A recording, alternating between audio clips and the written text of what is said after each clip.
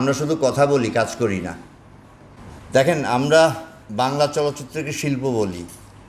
আসলে কি বাংলা চলচ্চিত্র এখন শিল্পের পর্যায়ে আছে? আমার মনে হয় নাই।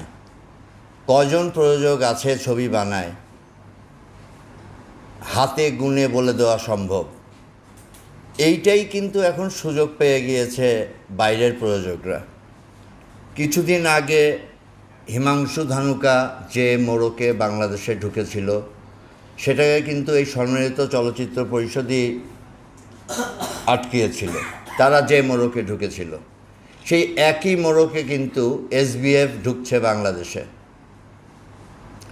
এসবিএফ বাংলাদেশে ঢুকছে, বাংলাদেশের হিরো নিয়ে কাজ করবে। কাজ কিন্তু বাংলাদেশে হবে না। এই যে 19 সংগঠনের নেতৃবৃন্দ আছে, তারা শুধু চেয়ে চেয়ে দেখবে তাদের কলাকুশলীরা সব বেকার হয়ে বসে আছে। কাজ পুরাটাই কিন্তু কলকাতাতে বা ইন্ডিয়ার বিভিন্ন জায়গায় হবে। কারণ কি জানেন? কারণ ওখানে কাজ করলে রিবেট পাওয়া যায় বিভিন্ন স্টেটে, বিভিন্ন জায়গায়। এই যে বানারসে কাজ করছে, কেন কাজ করছে? 25% রিবেট পাওয়া যায়। ঝাড়খণ্ডে কাজ করলে 35% রিবেট পাওয়া যায়। এই সুবিধাগুলো নেওয়ার জন্য ওখানে কাজ করবে।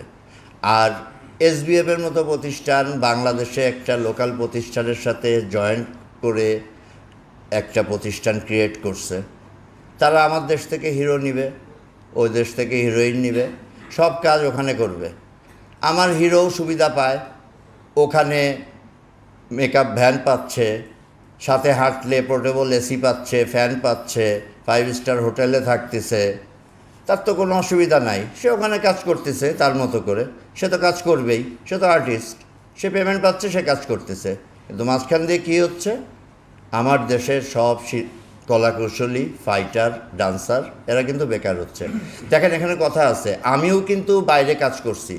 আমি 34 দিন শুটিং করছি, 16 দিন কিন্তু দেশে শুটিং করছি। একটা গান কিন্তু আমি এফডিসিতে করছি, যাতে ব্যাকগ্রাউন্ড ডান্সাররা কাজ পায়। আমি কিন্তু ফাইট ঢাকায় করছি, কেন? যাতে আমার ফাইটাররা কাজ পায়। হ্যাঁ, আমি আমেরিকাতে কাজ করছি, গল্পের প্রয়োজনে আমার আমেরিকাতে কাজ করতে হয়েছে। তাই বলে আমি পুরো কাজ তো দেশের বাইরে করি নাই, ভাগাভাগি করে কাজ করছি। এই সমতা বিধান না করে কাজ করা, তার মানে দেশকে ঠকানো, আমার চলচ্চিত্রকে ঠকানো।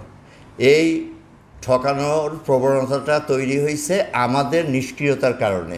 আমরা নিষ্ক্রিয়, আমরা শুধু কথা বলি, কাজ করি না।